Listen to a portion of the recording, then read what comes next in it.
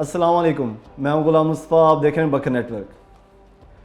पाकिस्तान के वज़ीर आज़म शहबाज शरीफ साहब की और उनके वफाकी वज़रा की कुछ ऑडियो लीक्स होती हैं। ये ऑडियो लीक्स आज से पहले भी होती रही, ऐसे वाक़यात सामने आते रहे माजी में, लेकिन डार्क वेब के ऊपर कभी भी कोई ऑडियो अपलोड नहीं हुई और ना ही उस पर बिट की गई। ये हिस्ट्री में पहली दफ़ा है कि डार्क वेब के ऊपर पाकिस्तान की हाई प्रोफाइल जो पर्सनैलिटीज़ हैं, हाई प्रोफाइल ओहदे हैं, उनकी ऑडियोज़ अपलोड हुई और उन पर बिट की गई, वो सेल के तौर पर बराए फ़रोख्त डाल दी गई। डार्क वेब एक्चुअल में है क्या? डार्क वेब एक गुमनाम आलमी इंटरनेट मार्केट है जिसको तलाश करना तकरीबन नामुमकिन है।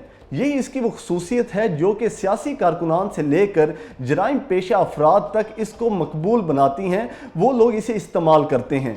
इसमें सिर्फ मालूमात ही नहीं होती, इसमें ड्रग्स डीलिंग भी होती है, हथियार की डीलिंग्स भी होती हैं। इसके अलावा इसमें फहाश वीडियोस भी सब मुयस्सर होती हैं।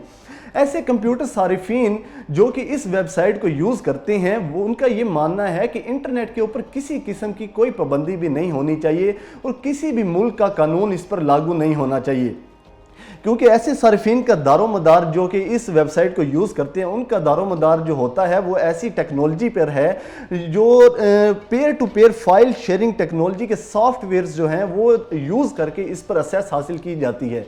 इसलिए किसी भी आम पर्सन का इस पर असेस हासिल करना बिल्कुल ही नामुमकिन है। इसी वजह से ये जो डार्क वेबसाइट है ये इतनी सीक्रेट होती है कि किसी आम पर्सन का इस पर दाखिला ममनू है।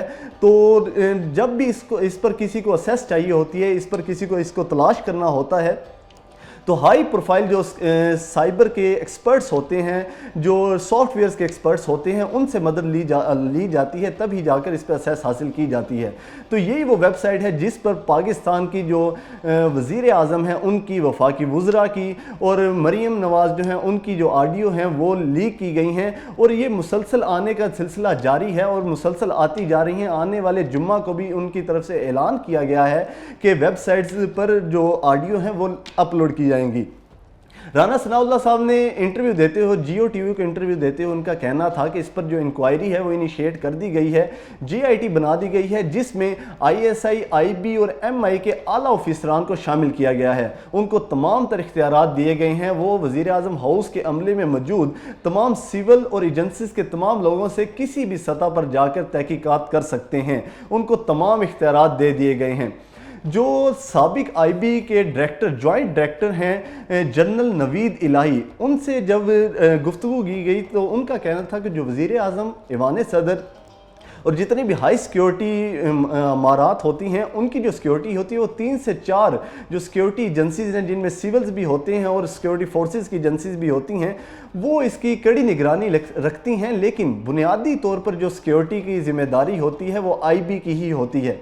तो उनका ये कहना था कि इसको बाईपास करके ही इसके अंदर जाया जा सकता है। बाईपास करने का मतलब कि कोई ऐसी डिवाइस या मोबाइल फ़ोन वज़ीर आज़म हाउस के अंदर ले जाया गया, क्योंकि उनका कहना है कि वैसे तो मोबाइल फ़ोन अंदर लेके जाना मना होता है, लेकिन ये सिक्योरिटी को बाईपास करके ही किया जा सकता है कि सिक्योरिटी बाईपास करते हुए मोबाइल फ़ोन या रिकॉर्डिंग डिवाइसेस को अंदर ले जाया गया, जिसके ज़रिए रिकॉर्डिंग की गई। और हालिया वाक़या जो ऑडियो लीक्स का वाक़या हुआ, इसके पीछे सिक्योरिटी एजेंसीज को भी ब्लेम किया जाता रहा। तो उनका कहना था कि किसी भी सिक्योरिटी एजेंसी को, चाहे वो IB की हो, ISI की हो, उसे किसी भी नुक्ते पर आकर जो रिकॉर्डिंग है या फ़ोन टैप है उसकी इजाज़त नहीं होती और ये काबिल सज़ा जुर्म है। कोई भी अगर ऐसे करता है तो कानून के अंदर उसकी सज़ा मुतय्यन है, तो ऐसा करना बिल्कुल नामुमकिन है। अब देखना यह है कि माजी में आने वाली ऑडियोज़ की तरह इन ऑडियोज़ को भी नज़रअंदाज करके चंद हफ्तों में इसको भुला दिया जाता है या इस पर कोई साइबर सिक्योरिटी का मरबूत निज़ाम बनाकर आइंदा ऐसे वाक़यात से बचा जाता है। मिलते हैं नेक्स्ट व्लॉग के अंदर, तब तक के लिए अल्लाह हाफ़िज़।